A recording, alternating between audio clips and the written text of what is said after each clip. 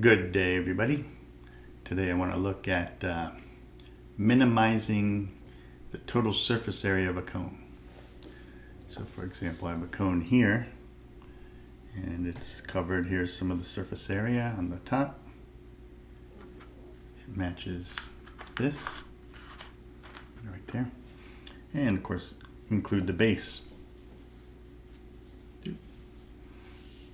So the sum of the area of these two surfaces will be the total surface area of the cone.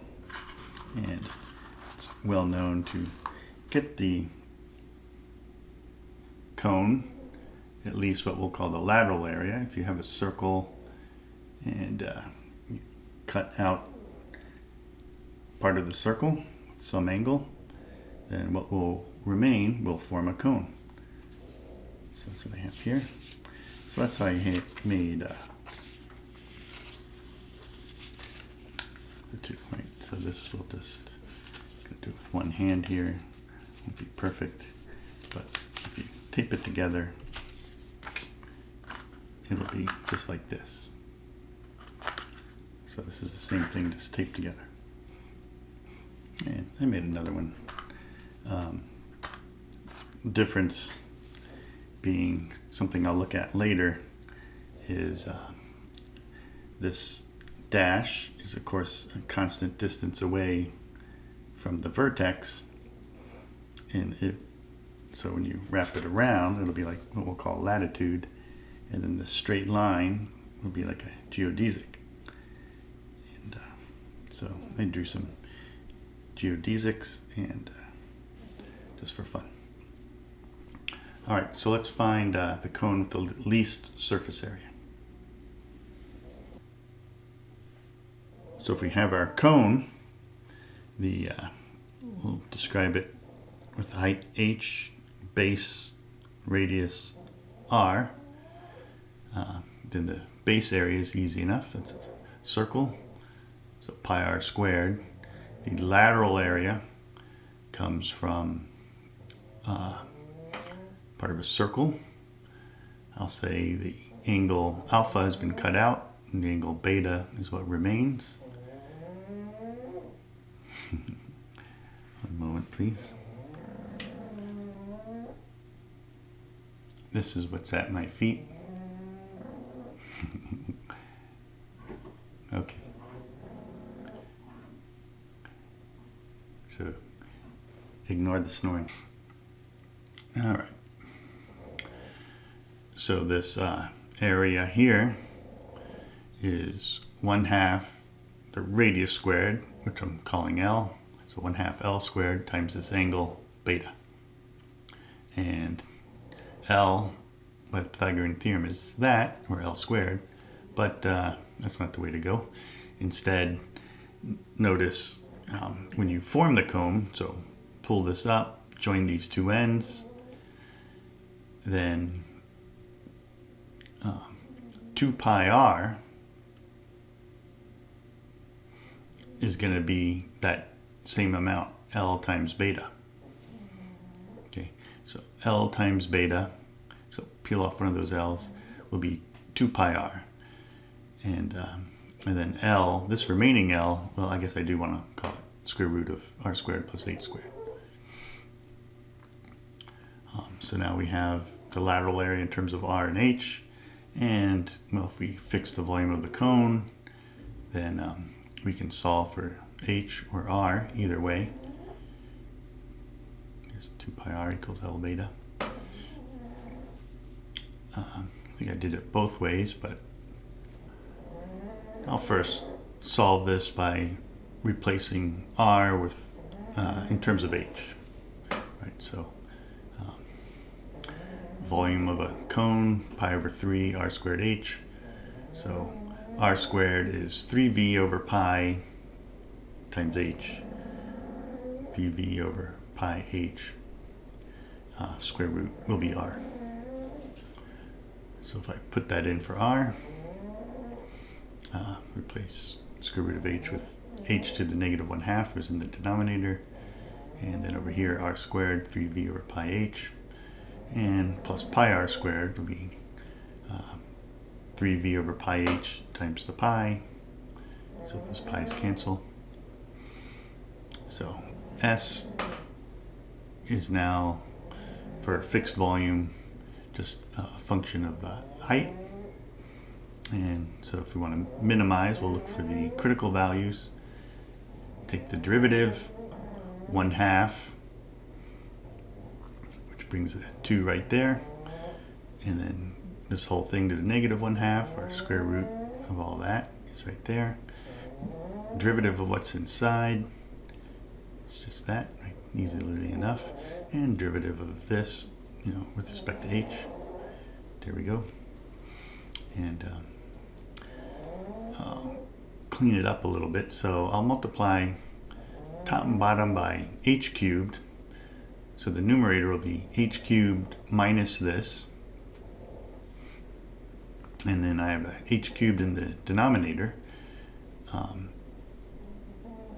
The h squared I'll keep out, and then an h I can bring into the radical, but it'll come in as h squared, which will cancel that and change this to an h cubed.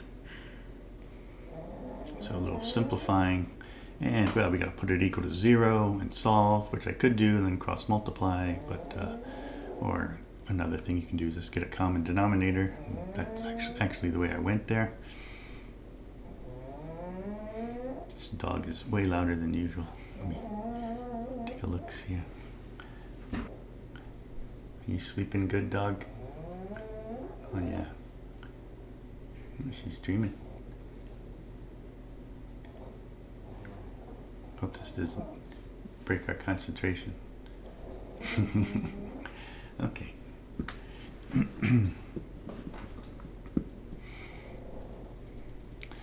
Just live with the noise. Background to me now. Okay. So we get our common denominator. Back to that. This already has it, so all I need to do is just put it here. So I've got the h squared, so I have to multiply top and bottom by 2. Gives me that, and top and bottom by this square root right there. So there's that. And so now we have a common denominator. Set the derivative equal to 0. Set the fraction equal to 0. Set the derivative equal to 0. So derivative equal to 0 to find our critical value. Since it's a single fraction now, that means the numerator is 0. So there we go. Does not look easy to solve, but we can almost have a common term. So what I'm going to do is kind of force a common term, right? So we have a h cubed plus 3v over pi. So I'm going to add and subtract 3v over pi right here. And that gives us this. And so I'll let u equal this, the square root of the h cubed plus 3v over pi.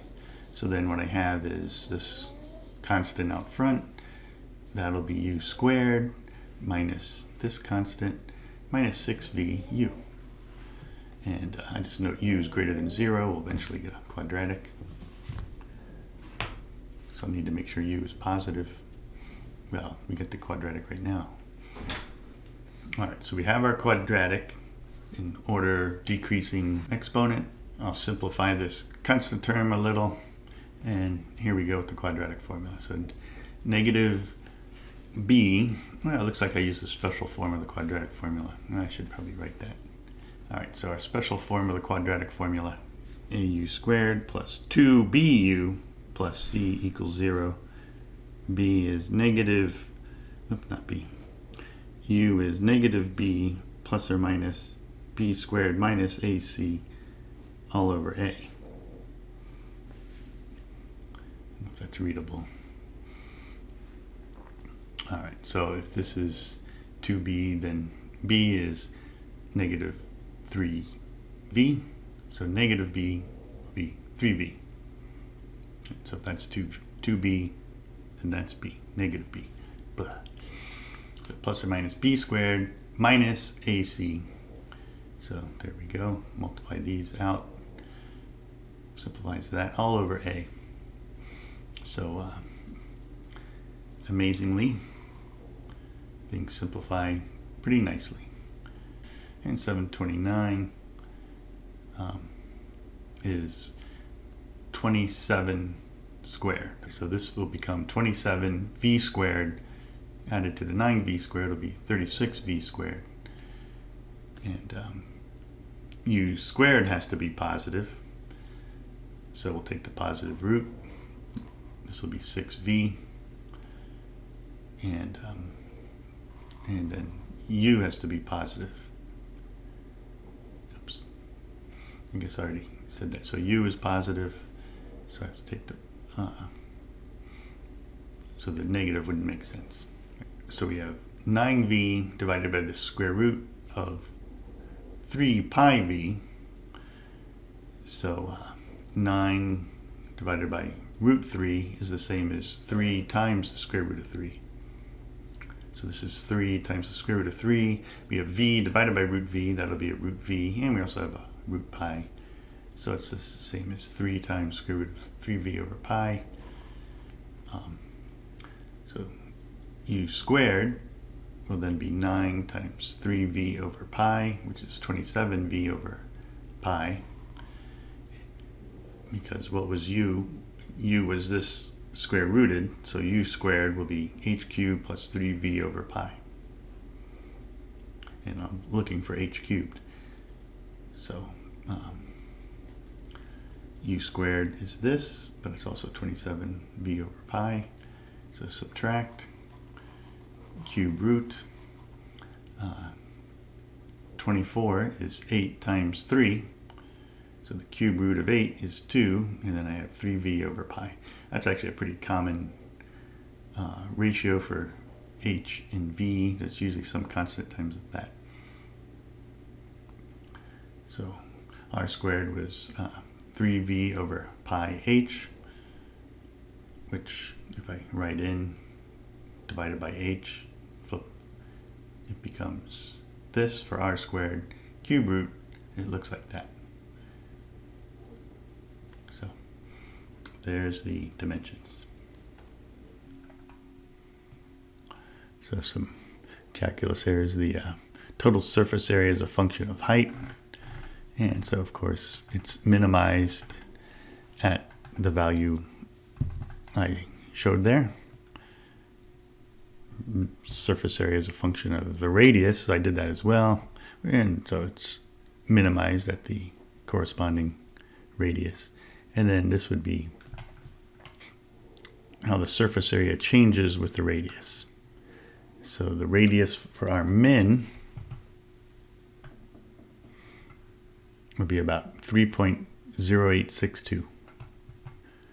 And you can watch as the surface area keeps going down as we get closer to 3. Go a little slower here.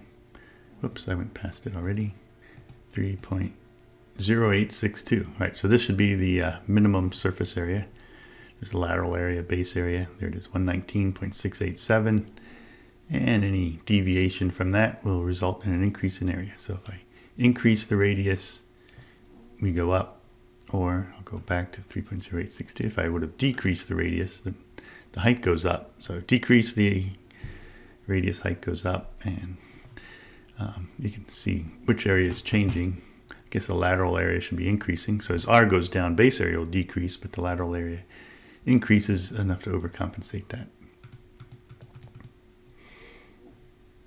So there we go. So all these cones have the same volume.